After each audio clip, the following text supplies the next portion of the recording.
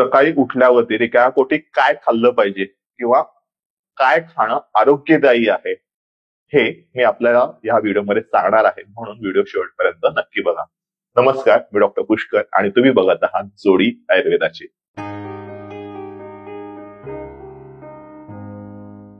सकाळी उठल्यावरती बरेच जण रिकाम्या पोटी पाणी पितात, पण मी आमच्याकडे आलेल्या रुग्णांना नेहमी सांगतो की सकाळी उठल्यावरती रिकाम्या पोटी पाणी पिऊ नका.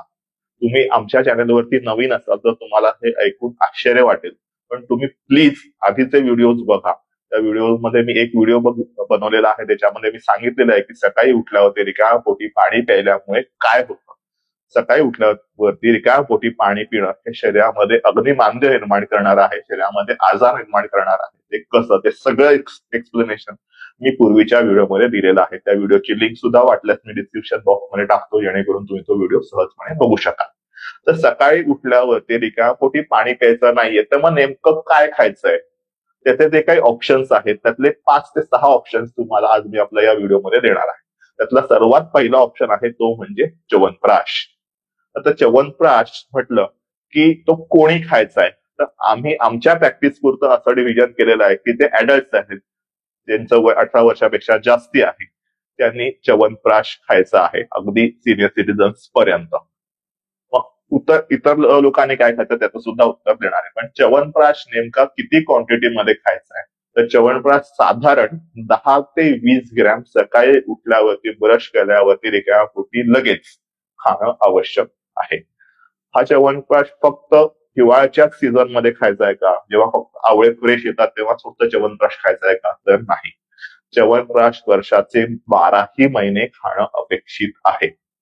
आणि फक्त छोटासा चमचा घेतला आणि तो खाल्ला, त्या छोट्या क्वांटिटीमध्ये जर का तुम्ही च्यवनप्राश खाणार असाल तर त्याचा उपयोग तुम्हाला काहीही होणार नाही.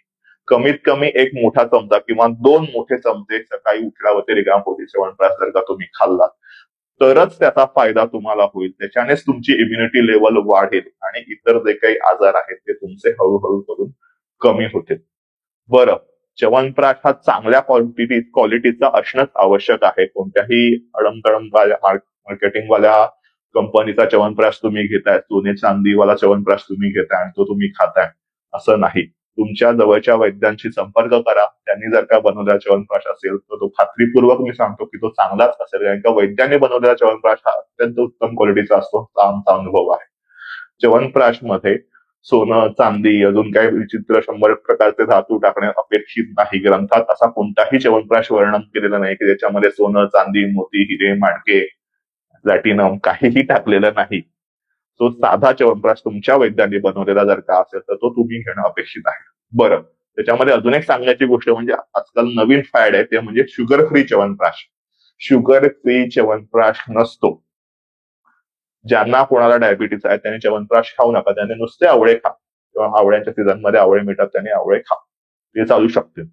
पण शुगर फ्री च्यवनप्राश घेऊ नका असा कोणताही फॉर्म्युला ग्रंथांमध्ये वर्णन केलेला नाही. आता पुढची जी गोष्ट आहे जी तुम्ही सकाळी रिकाम्या पोटी खाऊ शकता ती म्हणजे कुष्मांड अवलेह. कुष्मांड अवलेहावरती सुद्धा एक डेडिकेटेड व्हिडिओ आम्ही बनवलेला आहे. कुष्मांड म्हणजे काय, तर पोहळा, इंग्लिशमध्ये ऍचगार, पांढरा भोपळा जो असतो तो आपण रस्सम मध्ये सांबार मध्ये साऊथ इंडियन लोक वापरतात तो, त्याच्यापासून बनवलेला च्यवनप्राश सारखाच एक अवलेह. हा अवलेह आहे तो अगदी लहान मुलांपासून म्हणजे 1 ते 2 वर्षाच्या मुलांपासून ते अगदी सिनियर सिटीजन्स पर्यंत घेऊ शकतात. स्पेसिफिकली आमच्या प्रॅक्टिसमध्ये आम्ही हा जो कुष्मांड अवलेह आहे तो स्कूल गोईंग किंवा कॉलेज गोईंग मुलांना देत असतो. का, तो कुष्मांड अवलेह हा मेध्य आहे, म्हणजे ब्रेन टॉनिक आहे. जे मुलं अभ्यास खूप मोठ्या प्रमाणात करतात, सतत अभ्यास करायची त्यांची सवय असते किंवा कॉलेजला जाणारे असतात, कॉम्पिटेटिव्ह एक्झाम देणारे असतात, अशांसाठी म्हणून हे एक ब्रेन टॉनिक आहे आणि त्याचे उत्तम रिझल्ट कुष्मांड अवलेहाचे हे लहान मुलांमध्ये, कॉलेज गोईंग मुलांमध्ये, इव्हन सिनियर सिटीजन्स किंवा नॉर्मल एज ग्रुप मध्ये सुद्धा वेगवेगळ्या कंडिशन्स मध्ये आपल्याला दिसतात. त्याचा डेडिकेटेड व्हिडिओ आम्ही केलेला आहे. याची क्वांटिटी किती आहे, तर जेवढा च्यवनप्राश खायचा आहे तेवढाच कुष्मांड अवलेह खायचा, 10 ते 20 ग्रॅम. पुढची जी गोष्ट आहे जी तुम्ही सकाळी रिकाम्या पोटी खाऊ शकता, अर्थात मी म्हणेन पिऊ शकता, ते म्हणजे दूध. बरेच जण सकाळी दूध पिण्याऐवजी रात्री झोपताना दूध पितात. रात्री झोपताना दूध पिणं हे शरीरामध्ये कफ निर्माण करणारं आहे. शरीरामध्ये सर्दी खोकला पडसं कफ सायनस या गोष्टी वाढवणारं आहे. तर सकाळी रिकाम्या पोटी जर का तुम्ही दूध प्यायलात तर त्याचे खूप चांगल्या प्रकारचे फायदे तुम्हाला मिळतील आणि तुमची इम्युनिटी लेवल वाढवण्यासाठी म्हणून त्याचा चांगला उपयोग होईल. दूध हे नेहमी कोमटच प्यायचंय. फ्रीज मधलं थंडगार दूध पिणं हे चुकीचं आहे.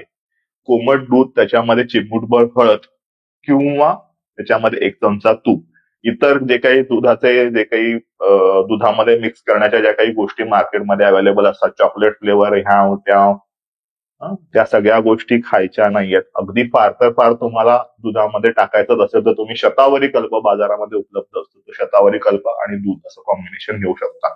शतावरी कल्प हा फक्त स्त्रियांसाठीच आहे, प्रेग्नंट वुमनसाठीच आहे असं नाही. शतावरी कल्प हा सगळ्यांसाठी आहे.